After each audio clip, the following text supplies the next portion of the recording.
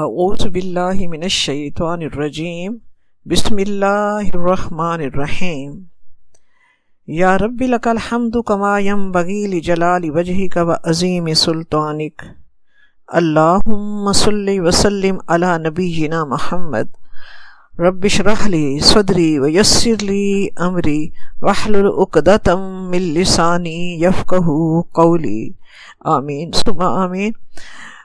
آیت نمبر سورۃ آل عمران چوتھا پارہ آیت نمبر 156 156۔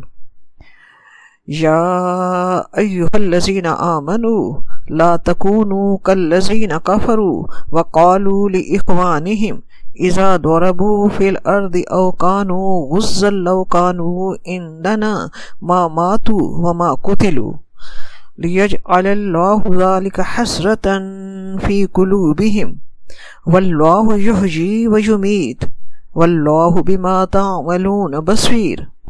ترجمہ: اے ایمان والو، تم ان لوگوں کی طرح ان لوگوں کی مانند نہ ہو جانا جنہوں نے کفر کیا اور جنہوں نے اپنے بھائیوں کے بارے میں جب کہ وہ زمین میں سفر پر نکلے ہوئے تھے یا وہ کسی جہاد میں شریک تھے اور اگر وہاں ان کا انتقال ہو گیا تو انہوں نے ان کے بارے میں کہا کہ اگر وہ ہمارے پاس ہوتے تو نہ مرتے نہ قتل ہوتے۔ لیجعل اللہ ذلک حسرۃ فی قلوبہم، یہ بات اس لیے ان کی زبان پر آتی ہے تاکہ اللہ اس کو ان کے دلوں کی حسرت کا باعث بنائے۔ واللہ یحیی ویمیت، اور دیکھو اللہ تعالیٰ ہی زندہ رکھتا ہے اور وہی موت دیتا ہے۔ واللہ بما تعملون بصیر، اور جو کچھ تم کر رہے ہو اللہ تبارک و تعالیٰ اسے دیکھ رہا ہے۔ سلسلہ کلام غزوہ احد کے حالات کا چل رہا ہے۔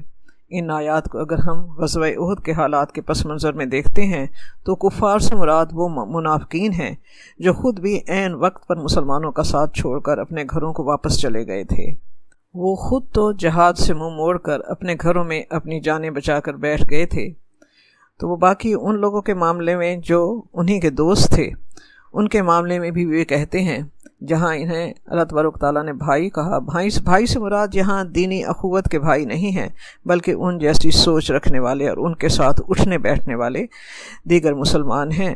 تو ان کے بارے میں کہتے ہیں کہ اگر وہ ہمارا کہنا مانتے اور وہ سفر پر نہ نکلتے یا اگر وہ جہاد میں شریک نہ ہوتے تو وہ نہ مرتے اور نہ قتل ہوتے، ہماری طرح ان کی بھی جان بچ جاتی۔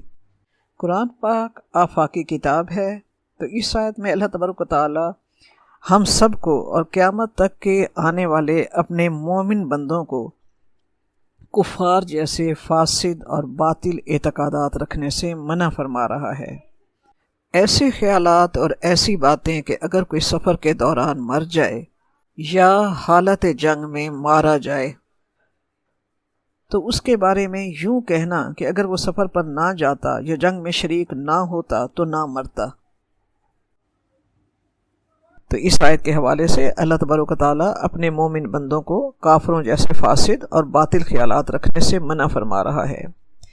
کفار یہ سمجھا کرتے تھے کہ ان کے وہ لوگ جو سفر میں یا لڑائی میں مارے جاتے ہیں، اگر وہ سفر پر نہ جاتے یا لڑائی میں نہ جاتے تو نہ مرتے۔ رب فرماتا ہے کہ یہ باتیں ایمان کے منافی ہیں۔ اللہ تعالیٰ فرماتا ہے کہ موت و حیات میرے قبضہ قدرت میں ہے، میں چاہوں تو میں گھر میں بھی روح قبض کر لوں، اگر وہ تمہاری گود میں بھی بیٹھے ہوئے ہوں تب بھی میں روح قبض کر لوں، اور چاہوں تو اگر گھمسان کی جنگ ہو رہی ہو، گولیاں برس رہی ہوں، توپیں دھاڑ رہی ہوں، بموں کی بارش ہو رہی ہو، اور اگر میں چاہوں تو تمہیں اس میں بھی بچا لوں۔ رب کریم ہی زندگی دیتا ہے اور رب کریم ہی موت دیتا ہے، اس کے حکم کے سوا کچھ نہیں ہو سکتا۔ رب فرماتا ہے ایسے خیالات ان کے دلوں میں کون ڈالتا ہے؟ شیطان ڈالتا ہے۔ کیوں ڈالتا ہے؟ لیجعل اللہ ذلک حسرۃ فی قلوبہم، یہ بات اس لیے ان کی زبان پر آتی ہے کہ اللہ تعالیٰ اس کو ان کے دلوں کی حسرت کا باعث بنا دے۔ تو یہ باطل خیالات بھی ان کی حسرت اور افسوس بڑھانے والے ہوتے ہیں۔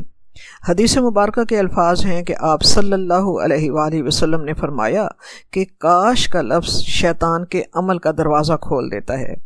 یہاں بھی انہوں نے کاش کا لفظ استعمال کیا، لو کانو، اگر وہ ہوتے، ہمارے پاس، تو کاش کا لفظ جو ہے وہ شیطان کے عمل کا دروازہ کھول دیتا ہے، یعنی یہ کہنا کہ کاش ایسا ہو جاتا تو یوں ہو جاتا، اس کلمے سے ہی شیطان کا عمل شروع ہو جاتا ہے۔ اس قسم کی باتوں سے اللہ تعالیٰ ان کے دلوں میں حسرتوں کی آگ جلا دیتا ہے، گویا یہ بھی ان کے کفر کی سزا ہے یا ان کی منافقت کی سزا ہے۔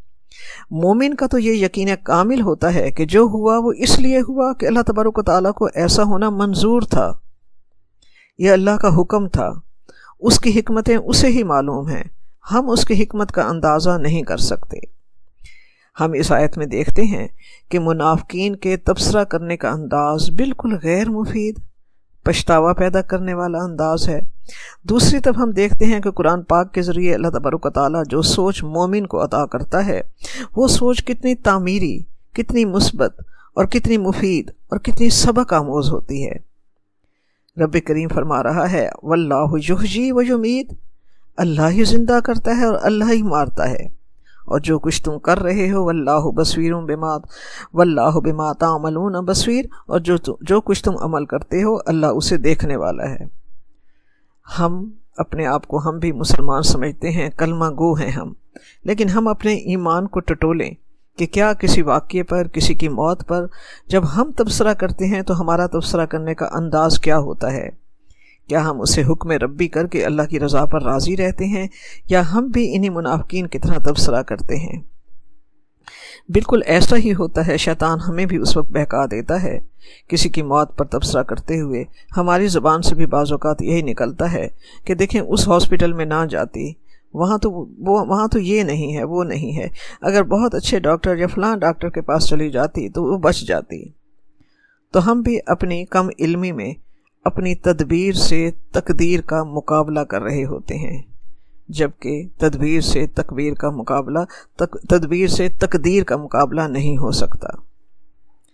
ایسی صورت میں انسان کا دل جو ہے وہ ناکام آرزوؤں کا قبرستان بن جاتا ہے، جبکہ مومن کی یہ شان نہیں ہے۔ مومن تو یقین کامل والا، اللہ پر توکل رکھنے والا اور حکم ربی کو اللہ کی رضا سمجھ کر دل و جان سے قبول کرنے والا ہوتا ہے۔ وہ یہ یقین رکھتا ہے کہ اللہ ہی نے موت کا وقت مقرر کیا ہے اور اللہ تبارک و تعالیٰ ہی نے موت کی جگہ مقرر کی ہے۔ سورۃ لقمان میں اللہ تبارک و تعالیٰ فرماتا ہے وَمَا تَدْرِي نَفْسٌ بِأَيِّ أَرْضٍ تَمُوتُ، کوئی شخص یہ نہیں جانتا کہ کس زمین پر اس کی موت آئے گی۔ واللہ علیم خبیر، اس تمام چیزوں کی اللہ تعالیٰ کو وہ جو علیم ہے، جو جاننے والا ہے، اس کی خبر رکھنے والا صرف اللہ تبارک و تعالیٰ کی ذات ہے۔ تو موت جہاں لکھی ہوتی ہے اور جس لمحے لکھی ہوتی ہے وہیں انسان کو آتی ہے، لیکن منافقین اپنے ساتھیوں کے غزوہ احد میں مر جانے کو، اس پر تبصرے کا ان کا یہ انداز تھا جو ایمان کی کمزوری کی دلیل ہے۔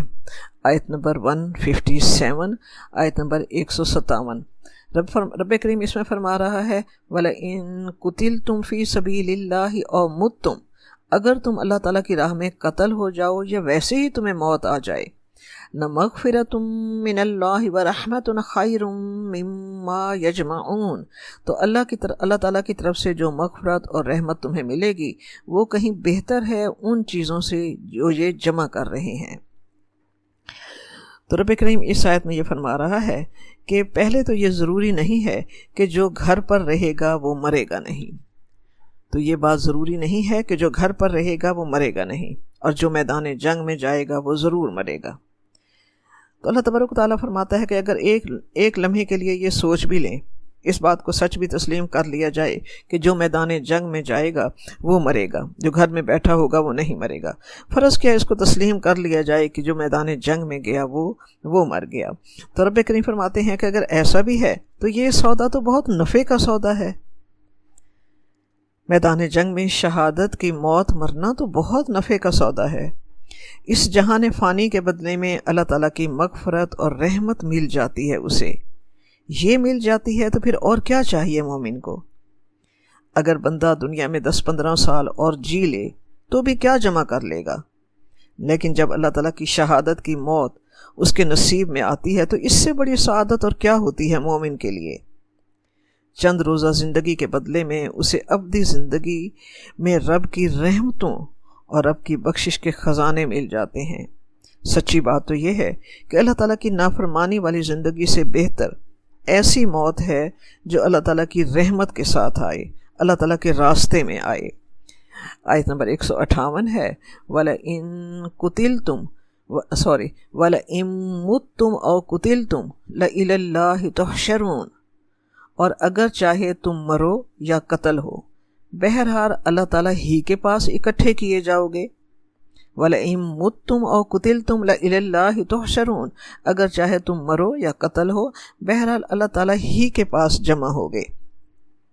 تو اللہ تعالیٰ اس میں فرماتا ہے کہ اگر تمہیں اپنے گھروں میں بستر پر موت آئے یا تم قتل کر دیے جاؤ، بہرحال تمہیں دونوں صورتوں میں اللہ تعالیٰ کے سامنے ہی حاضر ہونا ہے، وہی تو تمہاری آخری منزل ہے۔ موت جس صورت میں بھی آئے تمہیں اللہ تعالیٰ کے ہی آگے کھڑا ہونا ہے۔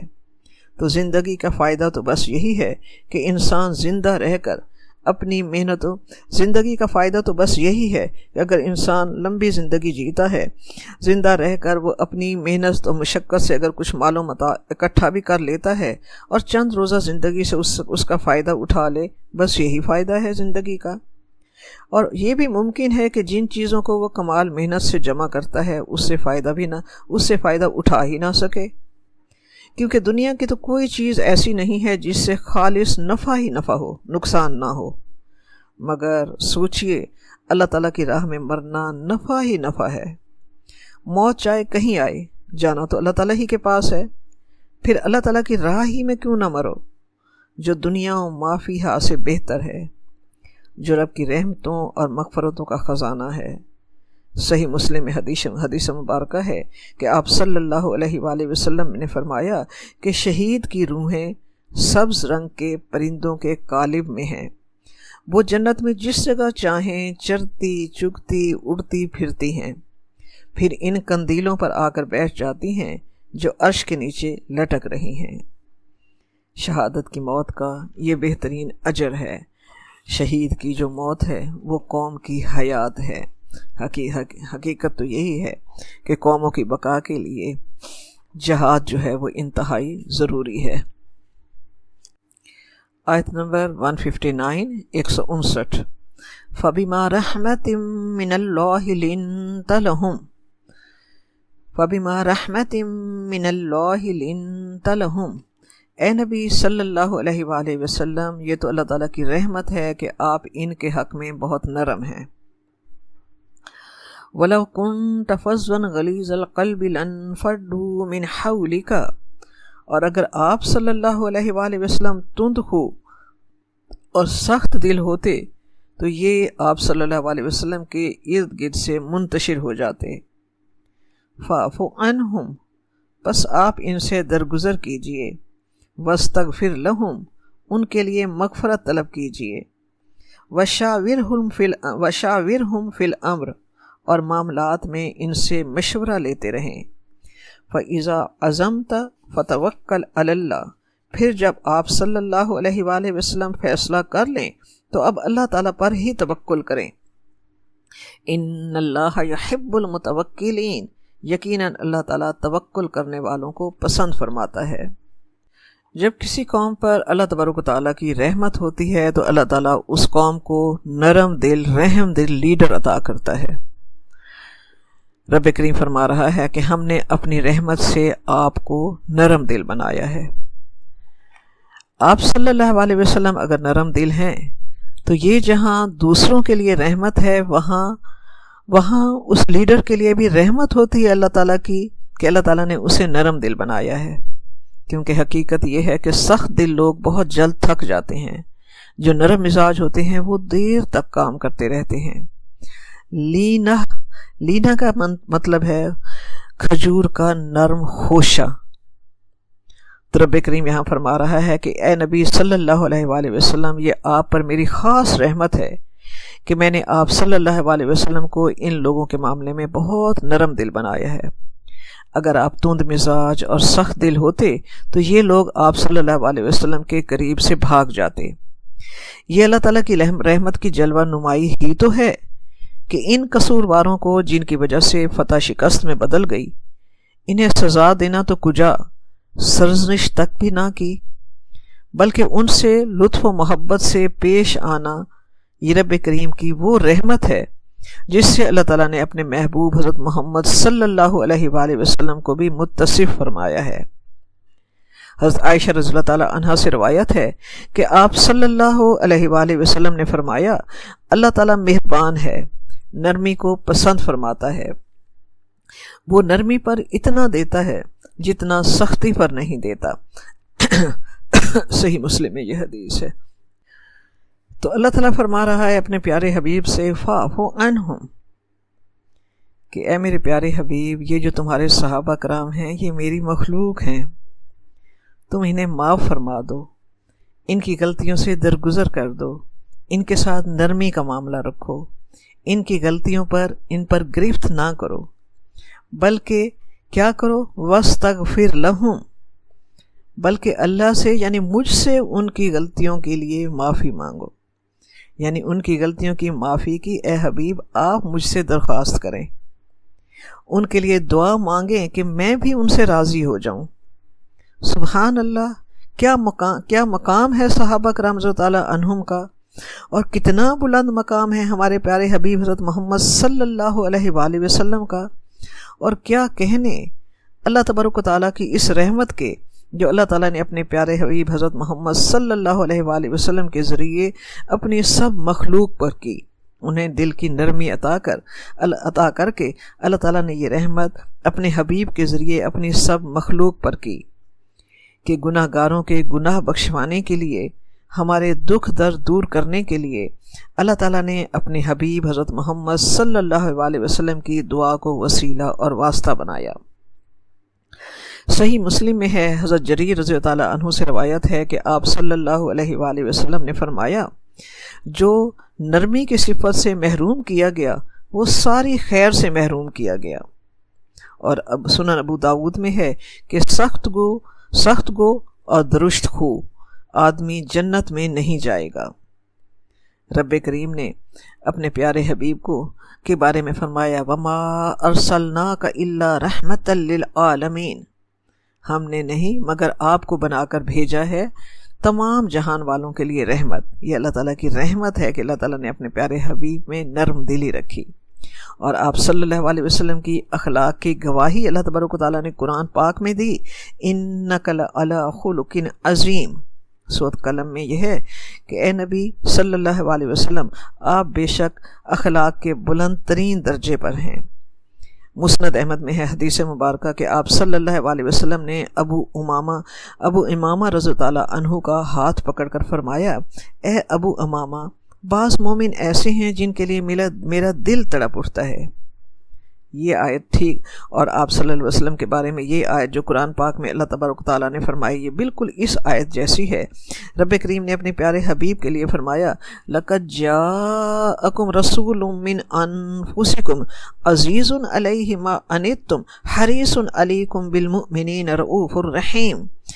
البتہ تحقیق تمہارے پاس ایک رسول آیا، تمہیں میں سے ایک رسول تمہارے پاس آیا جس پر تمہاری تکلیف بہت گراں گزرتی ہے، وہ مومنین کی بھلائی کے لیے حریص ہے، اور وہ رؤوف الرحیم ہے، وہ شفقت والا ہے اور وہ رحمت والا ہے۔ اگر آپ صلی اللہ علیہ وسلم سخت دل سخت کلام ہوتے تو یہ لوگ آپ صلی اللہ علیہ وسلم سے منتشر ہو جاتے اور چھوڑ دیتے، لیکن اللہ تبارک و تعالیٰ نے انہیں آپ صلی اللہ علیہ وسلم کے جان نثار اور شہدا بنا دیا، اور آپ صلی اللہ علیہ وسلم کو بھی ان کے لیے محبت اور نرمی عطا کی۔ حقیقت تو یہی ہے کہ یہی سرمایہ ہوتا ہے قوم کی رہنمائی کرنے والوں کا، لیڈر کا، نگاہ بلند، سخن دل نواز، جاں پرسوز، یہی ہے رخت سفر میر کارواں کے لیے۔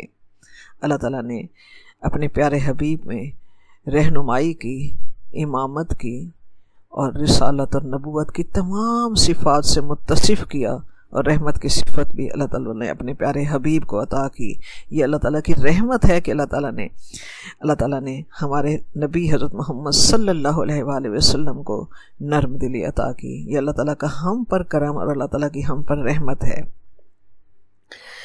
تو یہ حقیقت ہے کہ لیڈر کو نرم دل تو ہونا چاہیے، مگر موم کی ناک نہ ہو، نرمی اس کی کمزوری کی وجہ سے نہ ہو، بلکہ اس کی نرمی میں بھی سٹرینتھ ہو، اس کی نرمی میں بھی اس کی قوت کا اظہار ہو۔ روب ضرور ہو لیڈر کے اندر، مگر روب کا مطلب بدتمیزی اور تلخ کلامی نہیں ہے۔ اس آیت سے یہ بھی واضح ہوتا ہے کہ جماعتی زندگی میں جو بھی امیر ہو، صاحب امر ہو، جس کے پاس ذمہ داریاں ہوں، جس کے گرد اس کے ساتھی جمع ہوں، اسے یہ خیال رکھنا چاہیے کہ آخر وہ انسان ہیں، ان کے بھی جذبات و احساسات ہیں، ان کی بھی عزت نفس ہے، لہٰذا ان کے ساتھ نرمی کی جانی چاہیے، سختی نہیں۔ کیونکہ جو بھی کوئی دینی جماعت وجود میں آتی ہے وہ دینی جذبے سے جڑی ہوئی ہوتی ہے، وہ کوئی تنخواہ دار سپاہی نہیں ہوتے، وہ رضاکار ہوتے ہیں، وہ ایمان کی بنیاد پر جمع ہوتے ہیں، لہٰذا ان کے امراء کو ان کے ساتھ نرم رویہ رکھنا چاہیے۔ اگر کبھی کوئی ان سے غلطی ہو جائے تو خود بھی انہیں معاف کر دیں اور رب کریم سے بھی ان کی اس خطا پر ان کے لیے معافی مانگیں۔ آگے رب کریم فرماتا ہے وَشَاوِرْهُمْ فِي الْأَمْرِ، اور معاملات میں ان سے مشورہ لیتے رہیں۔ ایسا طرز عمل اختیار نہ کریں کہ آئندہ ان کی کوئی بات نہیں سننی، ایسا طرز عمل اختیار نہ کریں کہ آئندہ آپ نے ان کی کوئی بات نہیں سننی، بلکہ ان کو مشورے میں شامل رکھیے، اس سے ان میں باہمی اعتماد پیدا ہوگا۔ یہ اجتماعی زندگی کے لیے بہت ضروری ہے، کیونکہ غلطی انسان کے اندر احساس جرم پیدا کر دیتی ہے، اسے خوف زدہ کر دیتی ہے۔ اب ان سے اگر غلطی ہو گئی ہے تو آپ ان سے مشورہ کیجئے تاکہ ان کا اعتماد بحال ہو، آنے والے دور میں وہ اسی جمع مردی کے ساتھ اور نئی قوت اور جذبے اور رب کی رضا کی طلب میں میدان جنگ میں وہ سیسہ پلائی دیوار بن جائیں۔ اور آپ صلی اللہ علیہ وسلم کی عادت مبارکہ تھی کہ آپ صلی اللہ علیہ وسلم صحابہ کرام رضی اللہ عنہم کو خوش کرنے کے لیے ان سے مشورہ کیا کرتے تھے۔ بدر کے دن بھی قافلے کی طرف بڑھنے کے لیے مشورہ لیا گیا، اور صحابہ کرام رضی اللہ عنہم نے بدر کے دن کیا جواب دیا کہ اے نبی صلی اللہ علیہ وآلہ وسلم، اگر آپ سمندر کے کنارے پر کھڑا کر کے ہمیں فرمائیں گے کہ اس میں کود پڑو اور اس پار نکلو تو ہم بالکل آپ کے حکم کی خلاف ورزی نہیں کریں گے، ہم بے خطر کود پڑیں گے۔ اگر ہمیں آپ برق الغمات تک لے جانا چاہیں تو بھی ہم آپ صلی اللہ علیہ وسلم کے ساتھ ہیں۔ ہم وہ نہیں ہیں جو موسیٰ علیہ السلام کے ساتھیوں نے کہا تھا کہ فَاذْهَبْ أَنْتَ وَرَبُّكَ فَقَاتِلَا إِنَّا هَاهُنَا قَاعِدُونَ، تو اور تیرا رب جاؤ، تم لڑو، جب ہم تو یہاں بیٹھے ہیں، جب وہ علاقہ فتح کر لو گے تو ہم آئیں گے۔ نہیں، ہم آپ کے ساتھ۔ صحابہ کرام رضی اللہ عنہ نے فرمایا یا رسول اللہ، ہم آپ کے ساتھ آپ کے دائیں بائیں صفیں باندھ کر جم کر دشمن کا مقابلہ کریں گے۔ پھر ہم دیکھتے ہیں کہ غزوہ احزاب کے موقع پر بھی، خندق کے سلسلے میں آپ نے صحابہ کرام رضی اللہ عنہم کے مشورے ہی پر عمل کیا، حدیبیہ کے موقع پر بھی آپ نے مشورہ کیا، اور مختلف مواقع پر آپ صلی اللہ علیہ وسلم نے صحابہ کرام سے مشورہ کیا۔ علماء کرام نے لکھا ہے کہ حق تعالیٰ نے تو آپ صلی اللہ علیہ وسلم کو وہ عقل و فراست اور دانائی عطا کی تھی جو تمام تر عالم کی عقل سے بالا تر تھی۔ آپ صلی اللہ علیہ وسلم کو تو کسی سے مشورے کی حاجت نہ تھی، کیونکہ آپ کو اللہ تعالیٰ نے وہ فہم و فراست اور دانائی عطا کی تھی جو اللہ کی مخلوق میں سے کسی کے پاس نہ تھی، اور ایسی صورت میں تو آپ کو کسی سے مشورے کی حاجت نہ ہونی چاہیے۔ پھر دوسری بات یہ بھی تو ہے کہ نزول وحی کی وجہ سے آپ صلی اللہ علیہ وآلہ وسلم کلیتاً مشورے سے مستثنا تھے، یعنی پس جو حکم ہے، لیکن اس کے باوجود ہم یہ دیکھتے ہیں کہ اللہ حکم دے رہا ہے وَشَاوِرْهُمْ فِي الْأَمْرِ، آپ معاملات میں صحابہ کرام رضی اللہ تعالیٰ عنہم سے مشورہ لیتے رہا کریں۔ ایسا کیوں ہے؟ اس کا مقصد امت کی تعلیم ہے۔ رب کریم اس کے ذریعے امت کی تعلیم کرنا چاہتا ہے تاکہ امت کو مشاورت کی شان کا علم ہو، تاکہ مشورہ لینا قیامت تک کے لیے سنت نبوی بن جائے اور امت مسلمہ اس کا اتباع کرے۔ اور یہ مشورہ صرف ان امور میں کیا جا سکتا ہے جن میں کتاب و سنت میں کوئی صریح حکم موجود نہ ہو۔ جہاں واضح حکم موجود ہو وہاں رب کا حکم ہے، وہاں مشورے کی ضرورت نہیں رہتی۔ یہ مشورہ عموماً تدبیری امور میں ہوتا ہے، مثلا جنگ کہاں لڑی جائے، اس کا طریقہ کار کیا ہو، قیدیوں سے کیا سلوک ہو، اور مشورہ جن سے لیا جائے وہ صاحب عقل ہوں، قابل وثوق ہوں، با اعتماد ہوں، دیندار ہوں، متقی ہوں، پرہیزگار ہوں، جن کا دل حسد سے، کینے سے، بغض سے پاک ہو۔ اللہ تعالیٰ آگے کیا رہنمائی فرما رہا ہے؟ فَإِذَا عَزَمْتَ فَتَوَكَّلْ عَلَى اللَّهِ، پھر جب آپ فیصلہ کر لیں تو اب اللہ تعالیٰ ہی پر توکل کریں۔ یعنی مشورے کے بعد جب آپ صلی اللہ علیہ وسلم کا دل کسی رائے پر مطمئن ہو جائے اور آپ صلی اللہ علیہ وآلہ وسلم ایک فیصلہ کر لیں تو اب کسی شخص کی کسی بات کی پرواہ نہ کریں، اب سارا توکل اللہ تعالیٰ کی ذات پر ہو۔ غزوہ احد سے پہلے بھی رسول پاک صلی اللہ علیہ وآلہ وسلم نے مشورہ کیا تھا۔ اس وقت کچھ لوگوں کی رائے وہی تھی جو آپ صلی اللہ علیہ وآلہ وسلم کی رائے تھی، یعنی مدینہ ہی میں رہ کر جنگ کی جائے۔ لیکن کچھ حضرات نے کہا ہم تو کھلے میدان میں جنگ کرنا چاہتے ہیں، ہمیں تو شہادت کی موت چاہیے۔ تو آپ صلی اللہ علیہ وسلم نے ان کی جذبات اور احساسات کی قدر کرتے ہوئے باہر نکلنے کا فیصلہ فرما لیا۔ اس کے فوراً بعد جب آپ صلی اللہ علیہ وسلم حضرت عائشہ رضی اللہ عنہا عنہا کے حجرے سے برآمد ہوئے تو خلاف معمول آپ صلی اللہ علیہ وآلہ وسلم نے زرہ پہنی ہوئی تھی اور ہتھیار لگائے ہوئے تھے۔ اس سے لوگوں کو اندازہ ہو گیا کہ کچھ سخت معاملہ پیش آنے والا ہے۔ چنانچہ ان لوگوں نے کہا یا رسول اللہ ہم اپنی رائے واپس لیتے ہیں، اور جو آپ صلی اللہ علیہ وآلہ وسلم کی رائے ہے اس کے مطابق آپ صلی اللہ علیہ وآلہ وسلم فیصلہ کیجئے۔ لیکن آپ صلی اللہ علیہ وآلہ وسلم نے فرمایا کہ نہیں، یہ فیصلہ برقرار رہے گا۔ نبی کو یہ زیب نہیں دیتا کہ ہتھیار باندھنے کے بعد جنگ کیے بغیر اسے اتار دے۔ یہ آیت گویا نبی پاک صلی اللہ علیہ وآلہ وسلم کے طرز عمل کی توثیق میں نازل ہوئی ہے کہ جب آپ ایک فیصلہ کر لیں تو اللہ تعالیٰ پر توکل کریں۔ ان اللہ یحب المتوکلین، یقیناً اللہ تعالیٰ توکل کرنے والوں کو پسند فرماتا ہے۔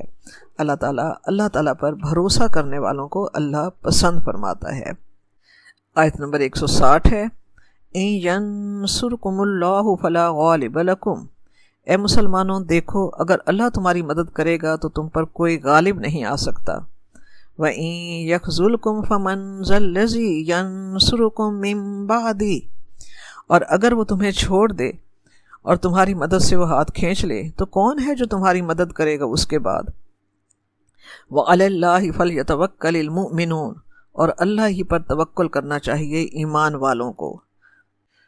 اس آیت میں یہ بتایا گیا ہے کہ غزوہ احد میں جو نافرمانی صحابہ کرام رضی اللہ تعالیٰ عنہم سے ہوئی تھی اور اس کی وجہ سے جو دکھ پر دکھ آئے تھے، انہیں اللہ تعالیٰ نے اپنے فضل و کرم سے خود بھی معاف کر دیا اور سفارش کر کے اپنے پیارے حبیب حضرت محمد صلی اللہ علیہ وآلہ وسلم سے بھی معافی دلوا دی۔ لیکن ان اصحاب کو اس واقعے سے شکست کی جو حسرت تھی، جو مغلوب ہو جانے کا دکھ تھا، وہ ان کے دلوں سے نکل نہیں رہا تھا۔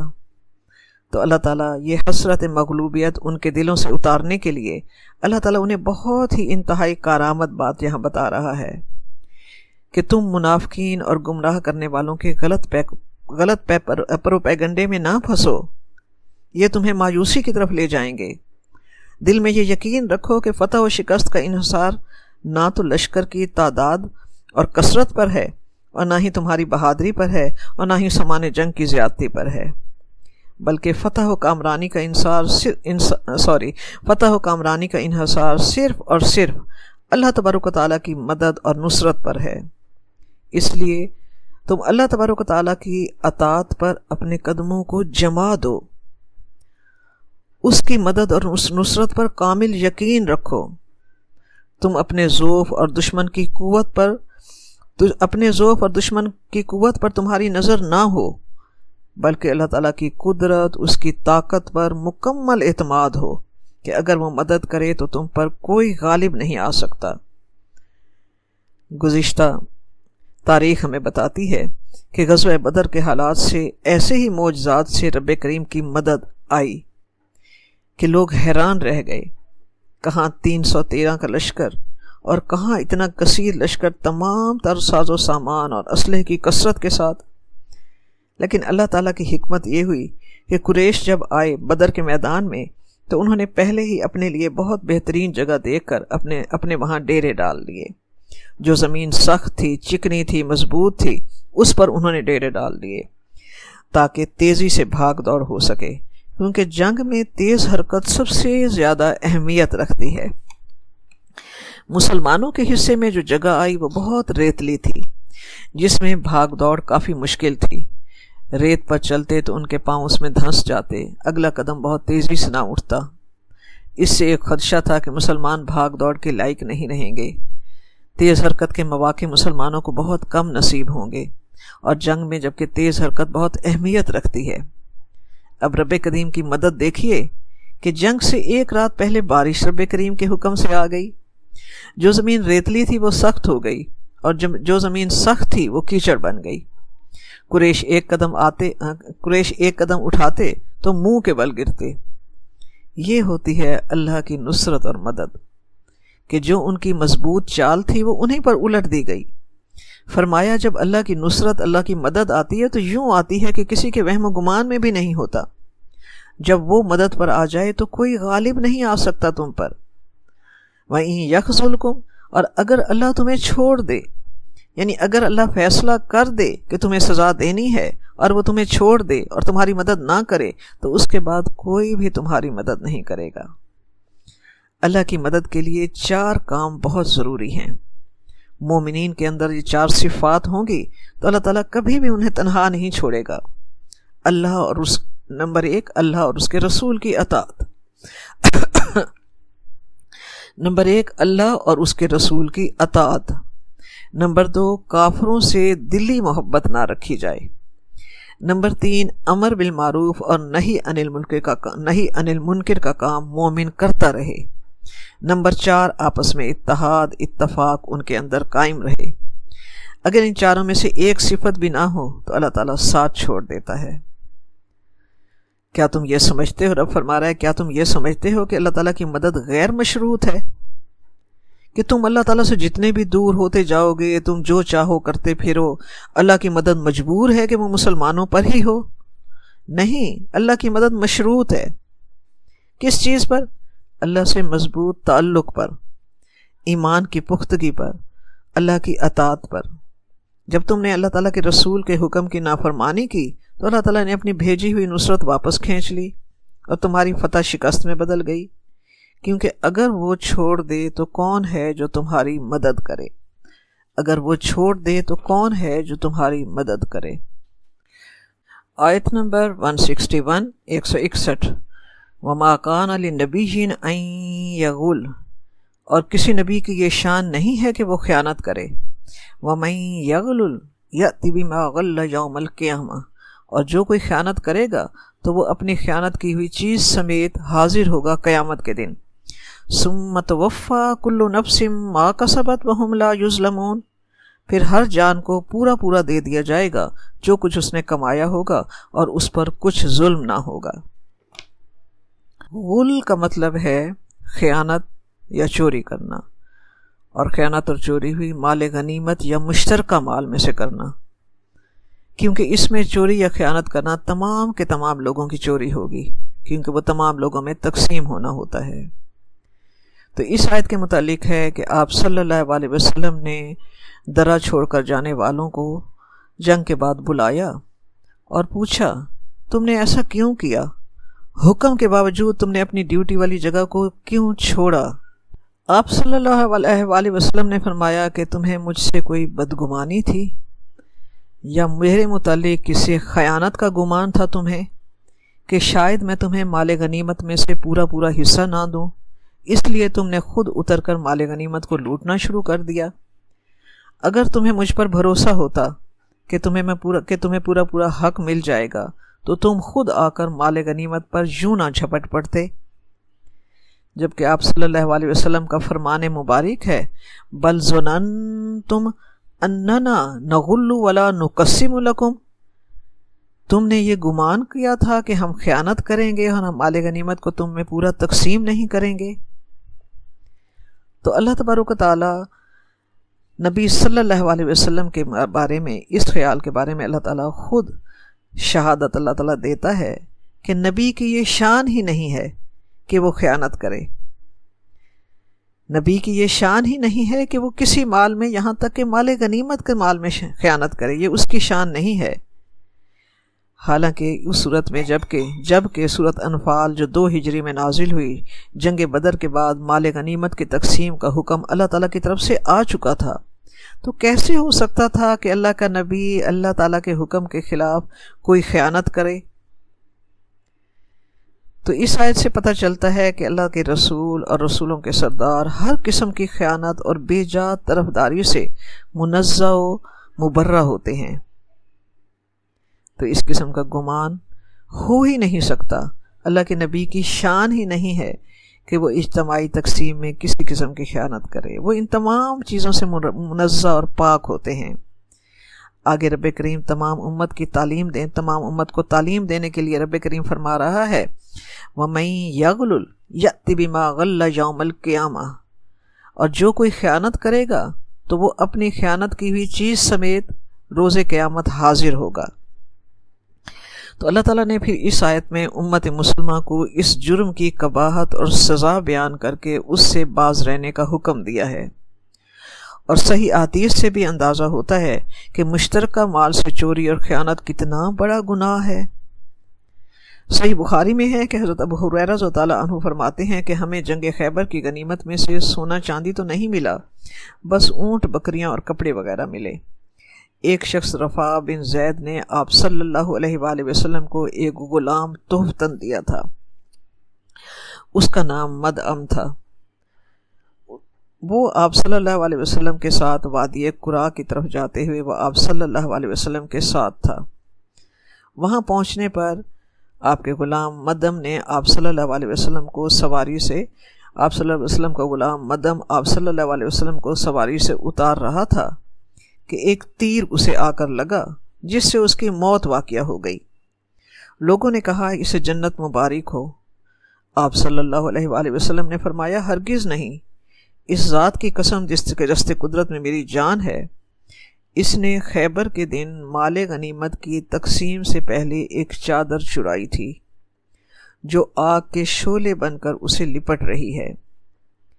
جب لوگوں نے آپ صلی اللہ علیہ وآلہ وسلم کا یہ ارشاد سنا تو ایک شخص ایک تسمہ یا 2 تسمے لے کر حاضر ہو گیا۔ آپ صلی اللہ علیہ وسلم نے فرمایا اگر تم یہ داخل نہ کرتے تو قیامت کے دن یہ تسمے آگ بن کر تمہیں جلاتے۔ صحیح بخاری۔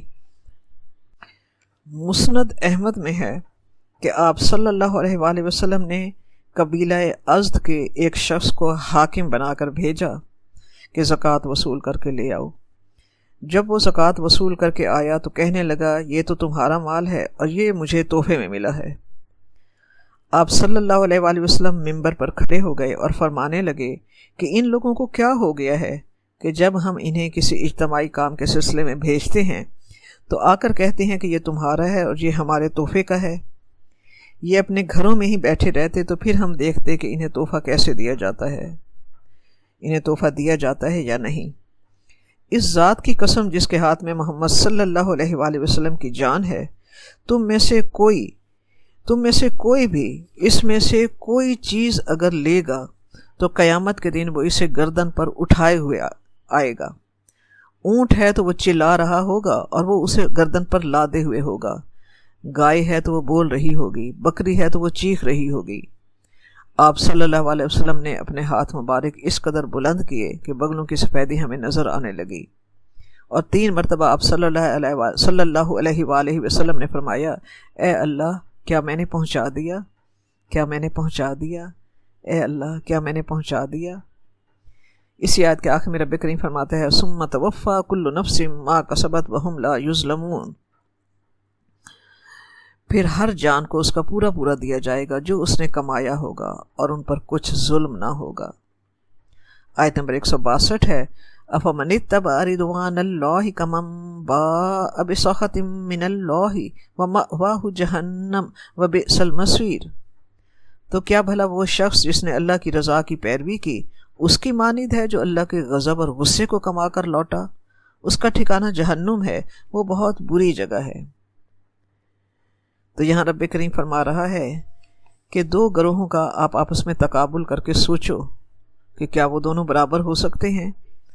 ایک وہ جو اللہ تبارک و تعالیٰ کے احکام پر چل کر اللہ تعالیٰ کی رضامندی کا مستحق ہوتا ہے اور اس کو ثوابوں کو حاصل کرنے والا ہوتا ہے، اس کے عذابوں سے بچنے والا ہوتا ہے، اور دوسرا وہ گروہ جو اللہ کے غضب کا مستحق ہوتا ہے اور مر کر بھی اپنا ٹھکانہ جہنم بناتا ہے۔ کیا یہ دونوں برابر ہو سکتے ہیں؟ نہیں برابر ہو سکتے۔ اللہ تعالیٰ کی باتوں کو ماننے والا اور اللہ تعالیٰ کے احکام سے اندھا رہنے والا دونوں برابر نہیں ہو سکتے۔ اسی طرح یہ دونوں گروہ جو غزوہ بدر میں یا غزوہ احد میں آمنے سامنے ہوئے تھے، ان میں سے ایک گروہ اللہ کی رضا کے لیے، اللہ کے دین کی سر بلندی کے لیے کھڑا ہوا تھا، جبکہ دوسرا گروہ اللہ تعالیٰ کے دین کو کچلنے اور مسلمانوں کو صفحہ ہستی سے مٹانے کے لیے لڑ رہا تھا۔ لڑائی کے اعتبار سے دونوں کی سرگرمیاں میدان جنگ میں ایک ہی تھیں، مگر نیت، مقصد اور انجام کے لحاظ سے دونوں برابر نہیں ہو سکتے۔ ایک اللہ کی رضا اور آخرت کی کامیابی سمیٹ رہا تھا، دوسرا اللہ کے غضب کا شکار اور آخری زندگی میں جہنم اس کا ٹھکانہ تھا۔ ایک آیت نمبر 163 ہے، ہم درجات عند اللہ، ان کی بھی درجہ بندیاں ہیں اللہ تعالیٰ کے ہاں، واللہ بصیر بما یعملون، اور جو کچھ یہ کر رہے ہیں اللہ تعالیٰ اسے دیکھ رہا ہے۔ اللہ تعالیٰ فرماتا ہے جیسے نیکوکاروں کے درجے ہیں اسی طرح بدکاروں کے بھی درجے ہیں، سب بدکار برابر نہیں ہیں اور سب نیکوکار برابر نہیں ہیں، انہیں ان کی نیتوں اور انہیں ان کی کوششوں کے مطابق ہی اللہ تعالیٰ ان کو اجر دے گا، اور برائی کی طرف بڑھنے والوں کو ان کی بری نیتوں کا انہیں کے مطابق رب کریم جو ہے عذاب دے گا، کیونکہ اللہ تبارک و تعالیٰ واللہ بصیر بما یعملون، جو کچھ یہ کر رہے ہیں اللہ تعالیٰ اسے دیکھ رہا ہے، اللہ تعالیٰ ان کے اعمال کو دیکھ رہا ہے، عنقریب انہیں پورا بدلہ دیا جائے گا، نہ نیکوکاروں کی نیکی ضائع کی جائے گی اور نہ بدکاروں کی بدی مٹائی جائے گی، بلکہ عمل کے مطابق ہی جزا اور سزا ہوگی۔ ربنا تقبل منا انک انت السمیع العلیم وتب علینا انک انت التواب الرحیم۔